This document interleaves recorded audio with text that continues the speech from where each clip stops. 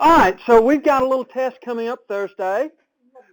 14 multiple guess and 1 free response question. I hope you read that in the email. 10 of the 14 multiple choice you cannot use your calculator on. That's the first 10. Then when you get to number 11, you can pull your calculator out and utilize it for those 4 multiple choice and for the free response question. The free response question is on position, velocity, and acceleration. The test is over integration. Everything we've learned from January 5 up until now is what we're looking at there. I looked at the homework that you had turned in, and I think I gave you notes back on that. I want to clarify a couple of things, and this is in the basic integration review section if you want to go ahead and download that if you haven't already, because this was something that seemed to give you problems. Find the values of C guaranteed by the mean value theorem for integrals. Okay? Some of you didn't, a very few of you just said integrate and that was it. Okay? But what does this ask us to do? Well, first of all, let's go back to mean value theorem. Mean value theorem says we're integrating from A to B of our function 9 over x cubed dx, and that has to equal f of c times b minus a. This is the review section, yes. Well, now what are a and b for our problem if we're doing 46 here? 1 and 3. So I'm going to replace my a and my b with 1 and 3. 3 minus 1. Okay? Now, you should be able to do the left side just fine. That's not a good sound normally. No, oh well. It's not my problem right now. You should be able to do the left side and come up with a number. Well, let's do that. So I'm not even going to worry about the right side right now. I'm only going to work on the left side. I'm integrating from 1 to 3 of 9x to the negative 3. Well, how do I integrate that? It's going to be 9x to the negative 2 over negative 2, evaluated at 1 and 3. Well, what does that work out to be? That's negative 9 halves, negative 9 over 2x squared. Let's write it that way. Evaluated at 1 and 3. If I put 3 in, I get 3 squared is 9, so I get negative 1 half. Let's write that down. All are still negative 2 over 3 squared minus negative 9 over 2 times 1 squared. What does that give me? That gives me negative 9 over 18 minus negative 9 over 2. That's negative 1 half plus 9 halves, which gives me 8 halves, which gives me 4. That's doable, right? You can handle that. But now what does that mean? And in an effort to explain the mean value theorem again, let's talk about what does that number of 4 mean to you graphically? The area is 4. The area of what? The area under this curve. So if we've got the graph of 9 over x cubed, the area under it is 4. The area where under it is 4? From 1 to 3. So if this graph were to look like, what does x cubed look like? 9 over x cubed. 9 over x cubed. I don't know what it looks like. I think it's going to look something like this. So let's just humor me for a second. If it looks like this, that says that this area in here, we know that area would have to be 4, right? Okay. Now, the mean value, and remember we talked about this before in that area of 4. Can you make a rectangle with an area of 4? Yes. We discovered that we can make a rectangle of virtually any size that has an area of 4. Well, can you make a rectangle that is this wide? This wide. That's an area of 4. Yes. Okay. How tall does that rectangle have to be? If we want it to be this wide, well, how wide is this? This is 3 minus 1. This is 2. So now is where we come back and we can do the algebra. We know the left side equals 4, and we get f of c times 3 minus 1. Well, 3 minus 1 is 2. So we work out to get this. 2 equals f of c. What does that tell us? That tells us that the rectangle has to be 2 units high to have the same area as this does. So if we can make it this wide and 2 high, that area would be the same as this funny looking shape that we have right in here. Okay? So what number is the answer to the problem? Well, that's a good question. Now, let's go back and read the question. It says, find the values of C. What did we just say that 2 is? The function value at C. We want to know what C is. How are we going to do that? So C is the x. C is the x, okay? And then 9 over C cubed equals 2. Right. We're going to put C into our function, 9 over C cubed. So we get 2 equals 9 over C cubed. And if we work through that, we get 2C cubed equals 9. So that gives us C cubed equals 9 over 2. So C is the cube root of 9 halves, whatever number that is.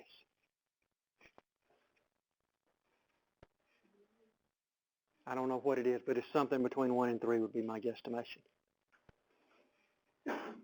So this is the C. What does that tell us? That tells us that if we can go over to wherever that number is, it's going to be somewhere between here. If we go up to the function at that point and we draw a rectangle, that rectangle that we just drew has an area of 4. Because the function value there times the width is going to be equal to 4. We know that the function value is 2, and 2 times the 2 gives us a 4. So that's what that's telling us to do. What's the common mistake most of you made? Mistakes you made was you just integrated this. Some of you integrated this and divided it by that and left that as your answer. That's the f of c. That's the function value at c. We asked to find the actual c. You have to go the next step of setting 9 over that equal to 2 and solve that problem out. Okay? That's right. We just found an x and y value is what we did there. But what's special about those x and y values, if we go to that place and make that rectangle, it's got the same area as that whole thing there. Okay? So that's the mean value theorem. That's the type thing that you've got to be careful of, that you can go through all of the steps there on that, okay? And you've got another one, 48, there in your review that you can jump through those hoops and try it on your own. I'm sure I've got the answer to it somewhere. That was the biggest thing I remember seeing on your homework, was that one right there. Other thing that I remember seeing, and I don't know if I've even got one like this on here. Yes, something like this. Y'all remember seeing the problem like this here?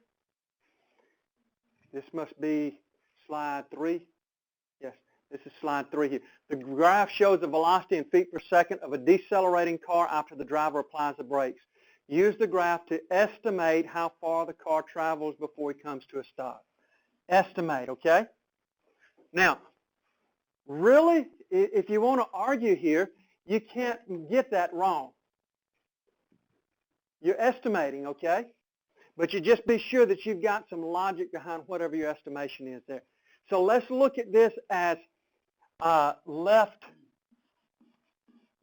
Riemann sums. How would you do this with left Riemann sums? What does that mean? What does left mean? Use the left side, okay? Well, we're going, it looks like, from 0 seconds to 5 seconds. What kind of intervals do you think we ought to make? What kind of intervals do you want to use? Huh? 4, what do you mean? 4. 1 wide. 1 wide, okay. That's what I think that's what you mean. So you're going to go over a second, and we've got that rectangle there, and we're going to make lines every second here like that, okay? Well, now left side, we're going to use the left side of it here and make a rectangle.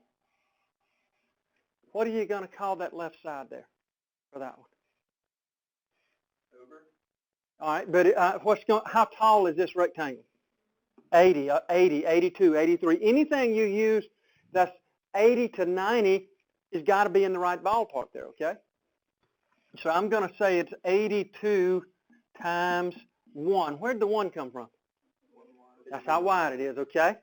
Well, tell me what height I'm going to use for the second one there. 55 sounds like a good one. So 55 times 1. What about for the third one now? 30, 31. That's a little bit closer right on to the 30 there if you wanted. What about for the fourth one then? It's a little bit under 20 maybe, 18. And what about for the fifth one? 8, 9, something like that, okay? If you add those numbers up, that's got to be an estimate for it, okay? What would be different if we were using the right side instead? Right Riemann sums. Be an underestimate. What would be different about my numbers if I wanted to do a right Riemann sum? Smaller, but what numbers would I specifically use? I'd start with the 55, remember? I'd do the 55 times 1, the 30 times the 1, the 18 times the 1, the 8 times the 1. And what's the last one? Remember, if we're doing the right side, we're going up on the other side of the rectangle. Well, what would I use for the right side of the fifth one down there? 0. 0 times 1. Okay? Either of those would be an example of what we'd be expecting there. I would expect on the test for it to be a little bit more specific, saying left or right. Okay? But let me say this. Remember, the overarching thing is you're trying to find the area under it. Okay? So what if I gave you some shape? What if I gave you a graph that looked like this? Here's my time, and here's my velocity, and I said,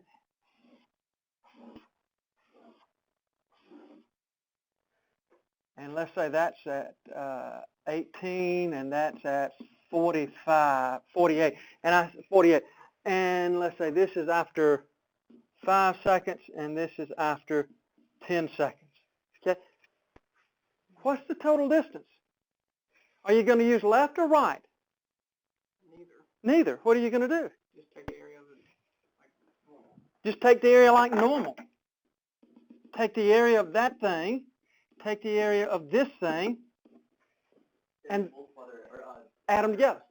Add them together. Okay? Do you have to do absolute values here? I would. Okay?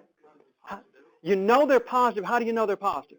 They're above the x-axis. Now, what Sutton is saying is, suppose that it had been like this. Suppose we had something where it was this, and then this, and then this. So we've got to find this area. How would you find the area of something like that? You just multiply the same rectangle, but you multiply by 0.5. Yes, because it's a triangle there. And then what about this big rectangle here? Now, what about that? What do we know about that, the way it's shaped there? It's got a negative area. Okay? If I ask for the total displacement, what do? You just, if you're asking for total displacement, then you have to add the negative 1 to the positive 1. You'll end up getting, well, in this case, you end up getting a negative answer. Yes. But if you're on the distance, that's when you have to add, you can't take the negative. Right. Displacement, you use the actual area, positive or negative. So the actual displacement here, we'd expect this actual displacement to be negative. What does it mean if it's a negative displacement? Yes, I'm backwards from where I started at, okay? Now, if the ask is distance, then you use the absolute values of each of them, okay? Because we want to know how far we walked, okay?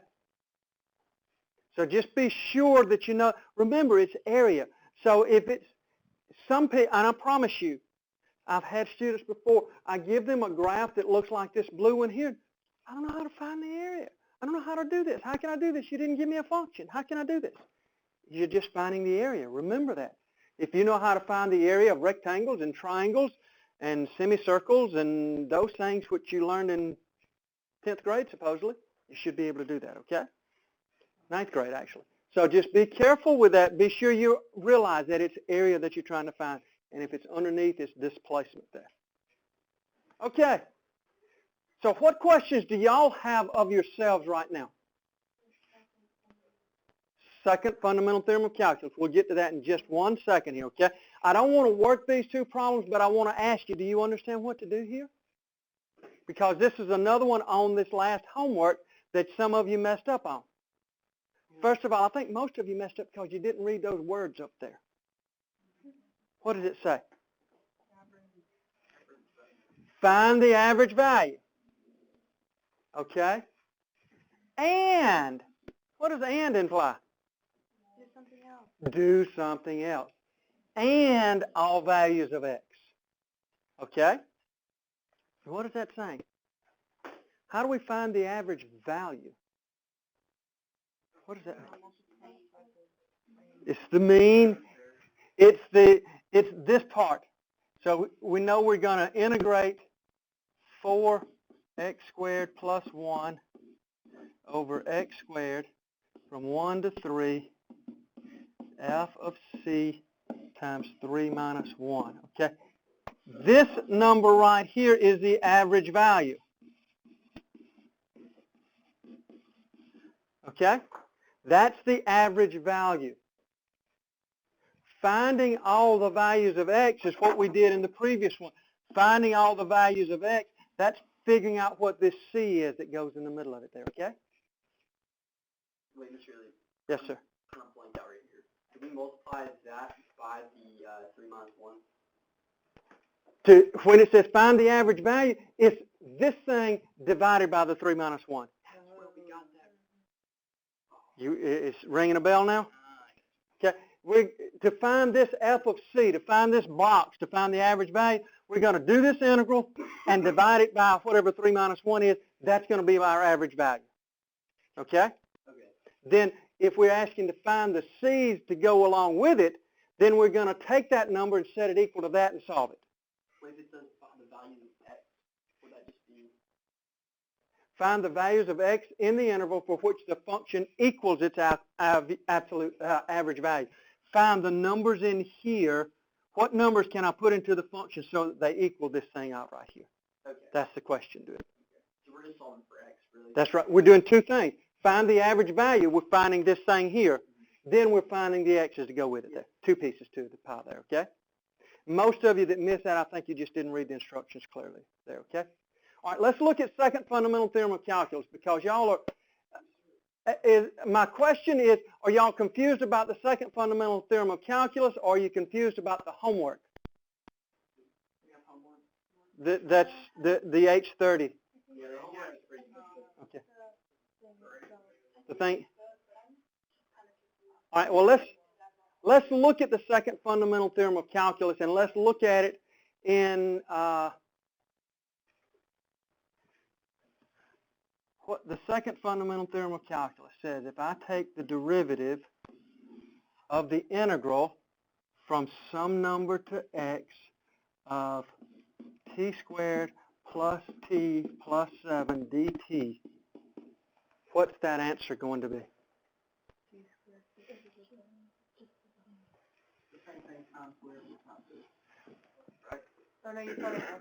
It's going to be the same thing. It's going to be x squared plus x plus 7 times the derivative of x. The derivative of this top thing up here, okay?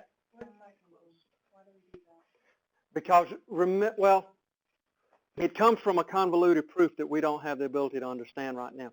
But what it also comes from is if we were to take this and integrate it and then take the derivative, this is what we'd wind up getting here.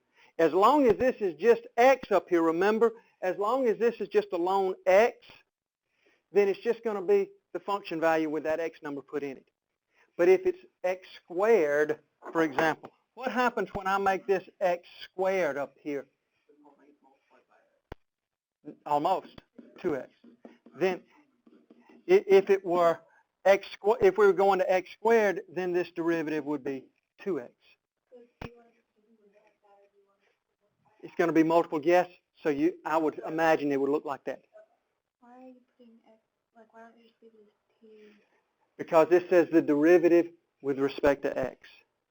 And see, if we integrate, we're going to have x's in there. We won't have t's in there anymore. So then we'll just do the regular. Now, what is this showing us again? This is showing us that if we integrate and derive, we get back to where we started from. What is that? What does that answer? What is that answer? Is it the area under a curve or what? It's neither. No, we don't have a good answer for. We don't have a good real life interpretation of what it is right now, except for if you were to remember the amusement park problem. Part C on the amusement park. Y'all remember the amusement park problem that you had, the FRQs, where you were given some function up here, e of x, and e of x is the rate at which people are entering the park.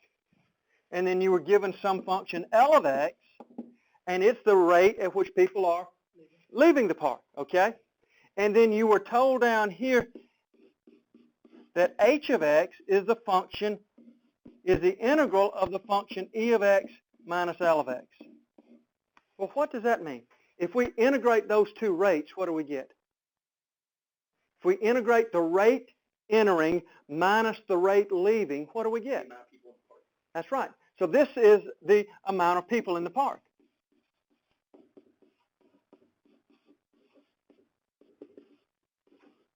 Okay?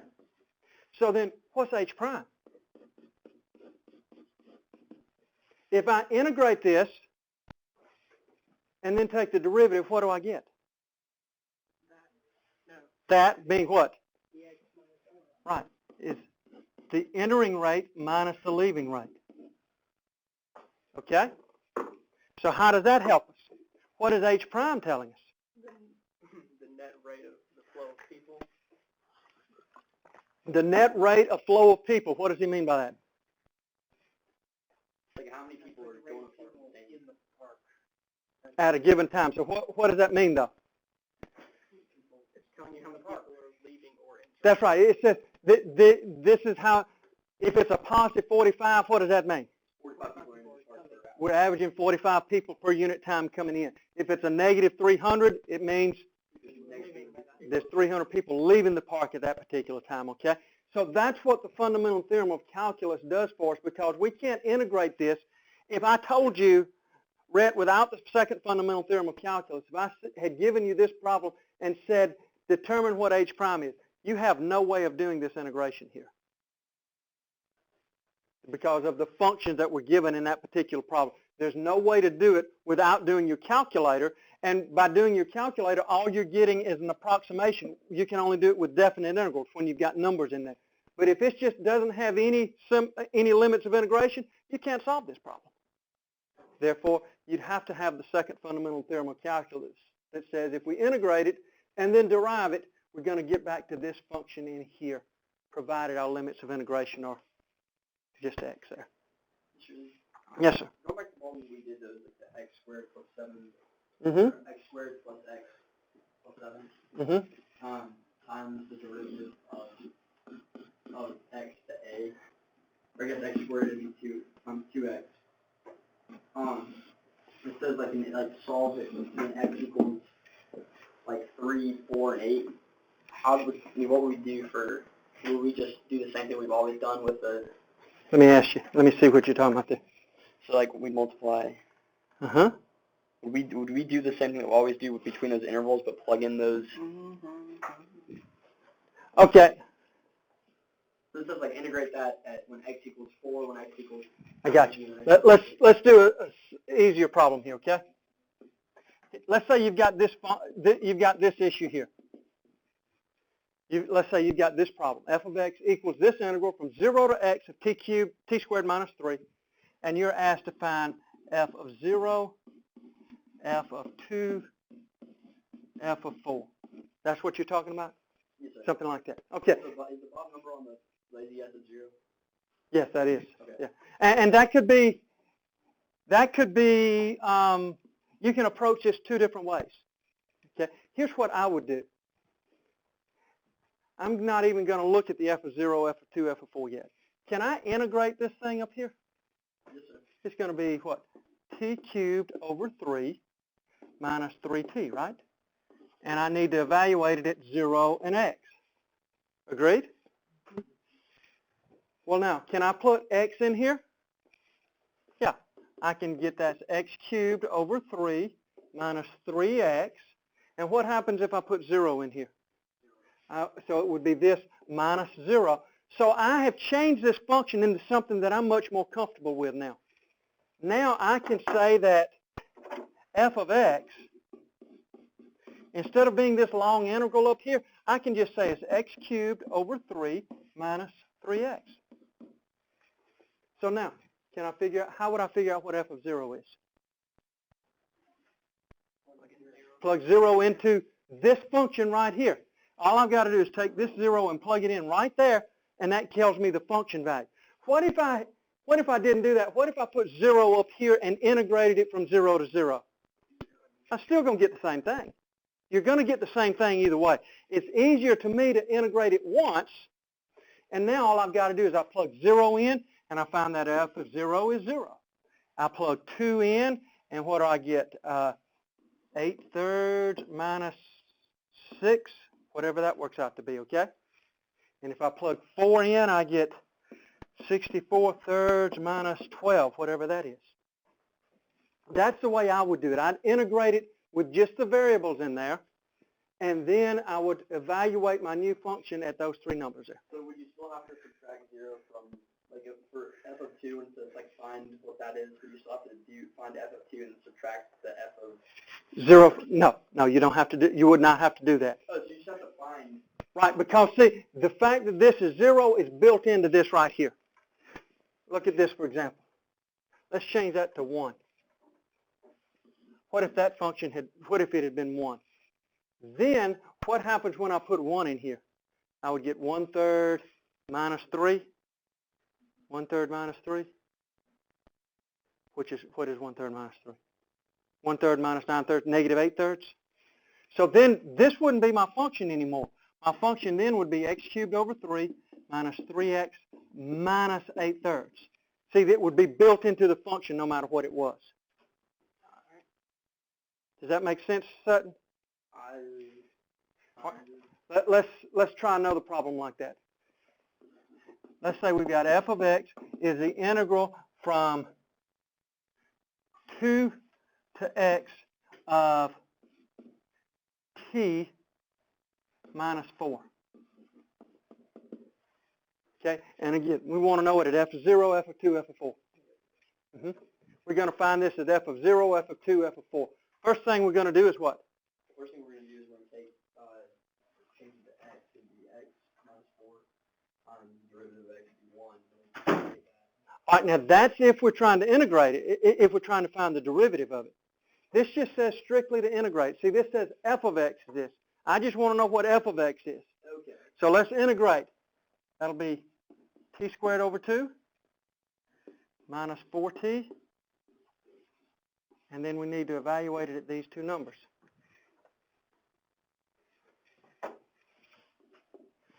Okay? Because those are my limits of integration. Now what happens when I put x in here? I get x squared over 2 minus 4x minus, what happens when I put 2 in here? 2 squared over 2 minus 4 times 2. So let's see what cleaning up we can do. We can get x squared over 2 minus 4x minus 2 minus 8, negative 6. So now, by integrating this, yes, sir? You integrate that in terms of x, Mm-hmm. and then dt, which would be just the, you're integrating. We're integrating this in terms of t. That's how we get this antiderivative. Then we're evaluating it at our limits of integration, which are 2 and x. Oh, okay. So we integrated, now we're evaluated. So now we've changed our function. We've got two different names for our function. I see now. See, our function could be called this integral here, or our function could be called this here. Okay? That makes a lot more sense. We've got two names for it, is what we've got. And to find f of 0, we can do either one of them. I can put 0 in here and integrate from 2 to 0, or I can put 0 in here and I'll get 6 out. Okay, Either way. Makes a lot more sense now. All right? If you have that one, you can, I mean, because you're doing what we always do, but you're going a step further. Exactly. Okay. That's all we're doing. That's a special thing called an accumulation function that we don't really talk about a lot, but your book talked about a little bit there, I Can I think. take a picture of this? Sure. Awesome. Sorry, I just Sure. had a hard time with that. Now, yes, sir. Yes, sir. The difficulty of this comes in, or the challenge for this comes in if you've got something like this. What is the derivative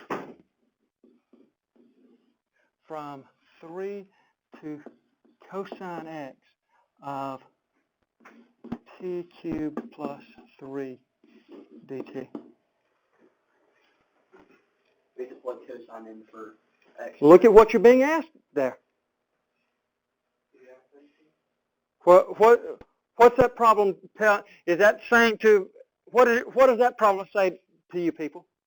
I would say it's like do the Okay, this says to integrate right here. What does this out front say? Take the derivative. So we're integrating it and then we're taking the derivative. Can you do that? Yes, you can. Is there a quicker way to get there though? Almost. Why can't you just, let's work through it the long way and see why we can't just cancel them out here. If I integrate this, forget about the d over dx. If I integrate this, tell me what I'm going to get. Plus 3t. And now we need to evaluate that at 3 and cosine x, right? So what does that mean? So we've got the cosine of x to the 4th power over 4 plus 3 times the cosine of x minus 3 to the 4th power over 4 plus 3 times 3. That's what we get from integrating that, agreed? Take the derivative of it. Well, what's going to happen to this back here? All of these are whole numbers, so all that's going to go to 0 when we take the derivative of it. You agree? So what am I going to get for the derivative of 3 times the cosine? 3 negative sine x. Minus 3 sine x. Agreed? What are we going to get up here when we take the derivative of cosine to the 4th over 4? Yep. We're going to bring the 4 down. Leave that 4. 4 times the cosine of x to the 3rd times, what's the derivative of cosine? Negative sine x. So look at what we've got. That's our derivative right here. Do you see anything that we could do? The 4's could cancel, so we wind up with cosine x cubed times negative sine x minus 3 sine x. Do you see any algebra you could do? Both of them have negative sine x in them. You see that? So let's pull out a negative sine x. Negative sine x, cosine x cubed. We took out a negative, so it'll be plus 3. Now, how does that compare to where we started at? It's this thing cubed plus 3. There wasn't a t out there. So we've got what we started with times the derivative of cosine, which is minus sine. Yes, ma'am? Why did you, like, when you took the derivative, why did you include 4 on the bottom? Like in the derivative? Because 4 is a constant number. If I do low D high, That's what ends up yeah, being, okay. yeah, minus high D low, what's going to be the derivative of the low? The derivative of 4. No, the derivative of 4 would be 0, wouldn't it? Okay, let's sidebar.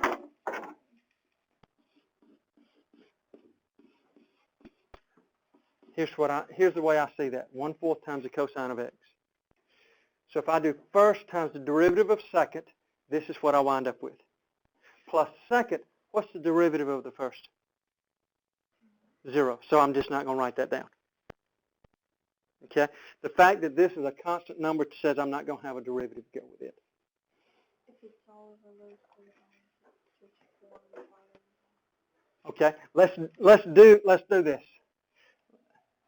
We've got cosine x to the 4th over 4, and we're going to take the derivative. So let's do it. Low d high 4 cosine x cubed negative sine x minus high d low 0 over low squared. Right? So now, look, I've got a 4 and a 4 in the numerator and a 4 and a 4 here.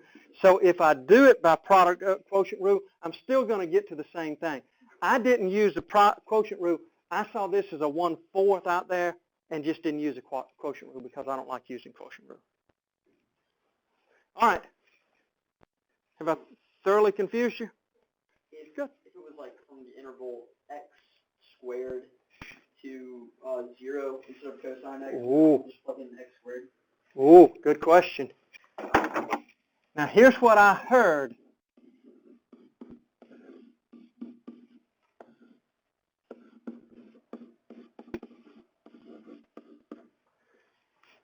You meant the other way. You meant 0 to x squared. So what would this answer be, people? Be 2x, the derivative of that, times x squared plus 3. Why is it squared? You mean knows why? You're putting x squared in place of t wherever it's at, okay? Or not the derivative, the integration of it, excuse me. If you were to integrate this, if you're going to integrate this, there's no derivative. Yes, it's going to be t cubed over 3 plus 3t, and I'm just going to put in x squared everywhere I've got a t at there. Instead of cosine. That's it. Whatever's up there, I'm going to put in place of it. What if it's derivative? We just solved the derivative regularly, but we plug in x squared for each time we had a t. Mm-hmm. Yes, ma'am. Yes, you can. Now, since we're on this, let's look at a couple other trick problems. Y'all know how I like trick problems. What's that? Very good. If these are reversed, it's the negative of this thing up here. Okay? The x squared's on the bottom, so it'd be the negative of them, okay? Yes, sir? Would it be plus 3x on the top, though? Plus 3x here? No, because remember, we're integrating and then taking the derivative. Okay. If we're going to integrate and take the derivative, it's going to get back to where we started from with this in place of t everywhere, and it's going to be multiplied by the derivative of that everywhere. Okay. Okay? Got it now. Yes, ma'am. How do they not do the same thing? One saying like x or 0 to x squared, and that's just saying like if it's taking up like the same like area, wouldn't it be like negative x squared? It's like it was going like backwards on the x-axis. You said a key word there. 0 to x squared is going from 0 to x squared. We're going forward. Think about it as far as displacement. It's a positive. If we went from x squared to 0, it's the same area, but we're moving in a negative direction. When we're taking the derivative of this, these are kind of vector quantities here. They're vector quantities because they've got a size, a magnitude, but they've also got a direction. The negativeness because this is coming before it there. Area doesn't have direction, but the direction we're moving in to collect the area does. Yes, it's hard to understand. I agree with you. Very hard to understand. Okay. The main thing for y'all to understand is y'all are killing yourselves over probably 2 problems here right now, okay? It's far more important that you have the capabilities of integrating stuff than it is to be able to do those things there, okay? So can you go through, can you do these problems is more the question that you need to be asking. can you do this integration? So like homework 30, Uh-huh. let's do 9, are we just integrating? I think it is. I don't know. What's homework 30? Let's look at homework 30 right quick.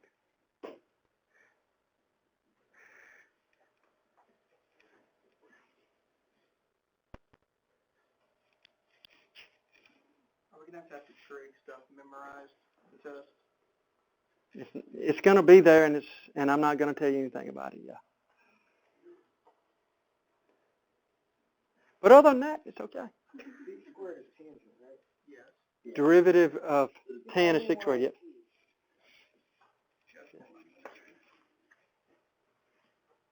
What do you mean by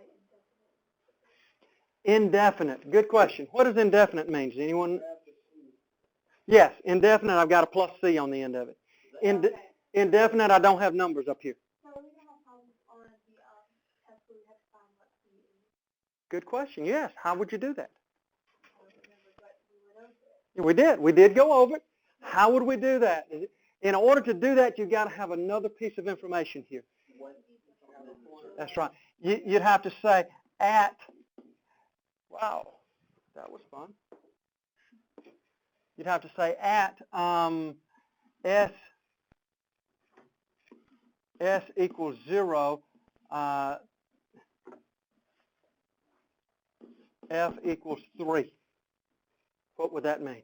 So we just plug those into the integration. Once you integrated it, you could put 0 in and set it equal to 3, and that would help you to find your C. That'd be the way to find the C there, okay? Let's look at this H30. What questions do you have here? Find the values of C guaranteed by the MVT. That's what we started off today. So that we're going to do we're going to find the integration of that, which is 2 times tan x is equal to f of C times d over dx. When you integrate this, you're going to say 2 tan x. Then we've got to evaluate it at these places. And that's got to be equal to f of C at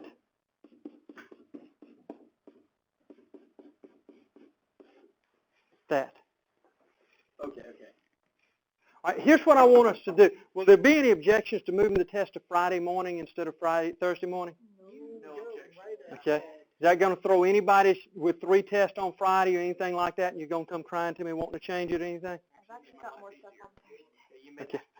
All right, so listen, here's what I want your focus on right now. Your focus today needs to be on H30 and knowing how to do that, okay? So pull it out and get started. Ask questions of me. Ask questions of your peers, okay? But we need to get H30 done today so I can get it graded and we can look at it Thursday. I'll have some more problems for us to look at by then. Find the values of C guaranteed by MVT for integrals of the function. We're literally just solving for f of C. No, we're system. Find C. So we're finding f of C and we're saying that equal to the original thing and solving for f. Exactly. That's exactly what you're doing. Yes, sir. So is that setting it up right? 2 6 squared equals 4. Now tell me how you got that. Well, from this right here, you have to plug that in minus that. All right, so when you put pi over 4 in, the tangent is 1. So that'll be 2. The tangent of that is negative 1. So, okay, so you're saying when I work through all of this, I get 4. But you forgot about this over here, didn't you?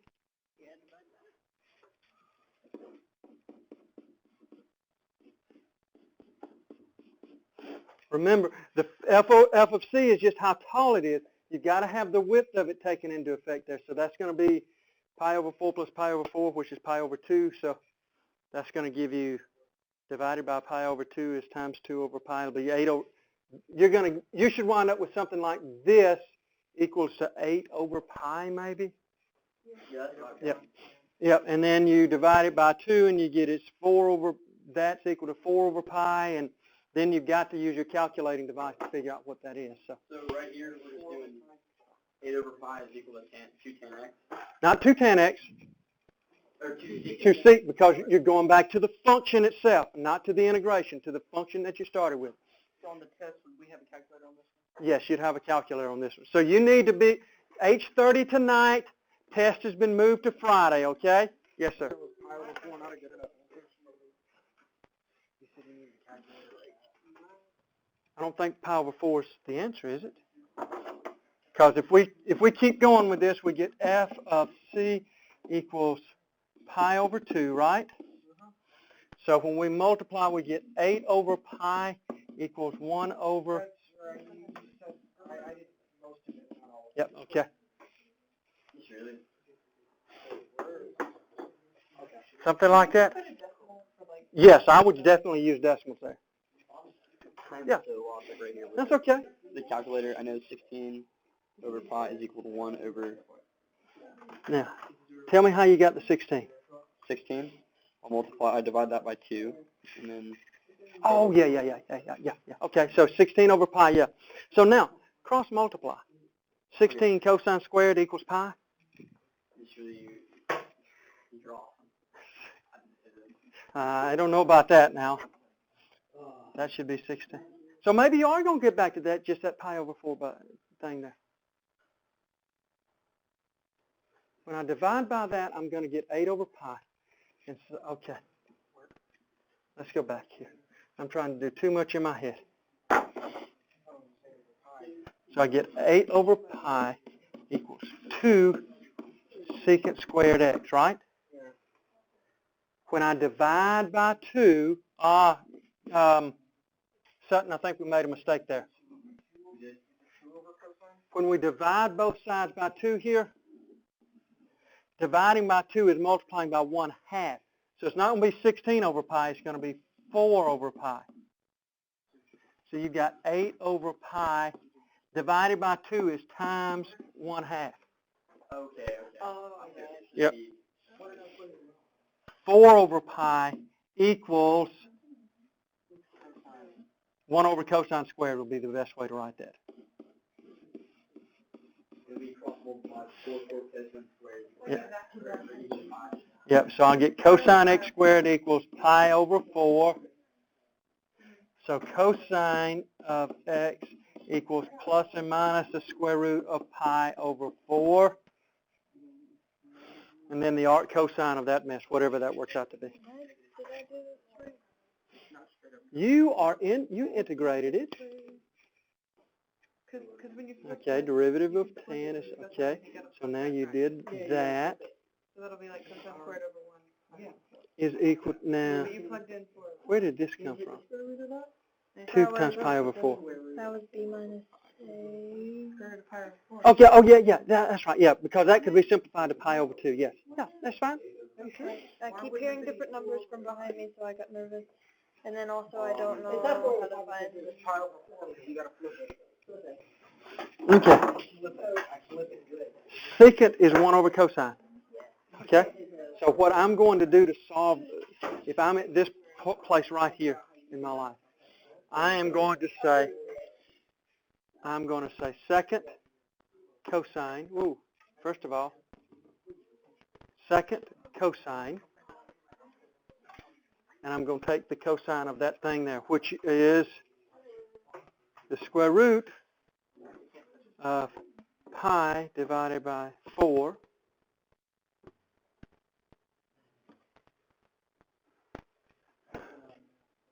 Should we put some fractions or decimals? Yeah, I don't think it'll go to fractions. I get something like that. That's what x is.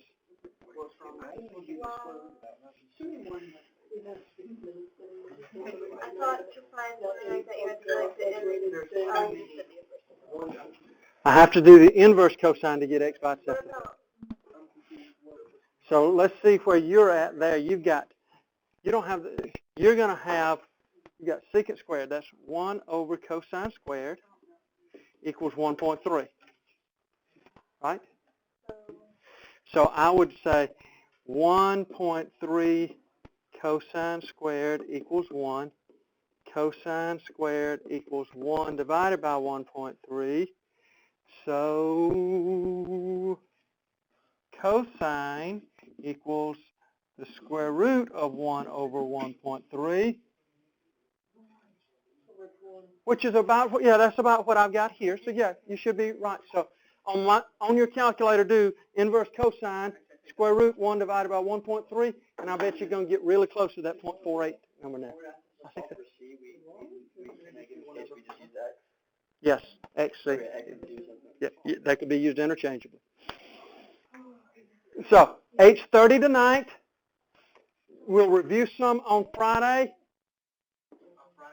Thursday for a test on Friday. I can try. That's what I'm looking for.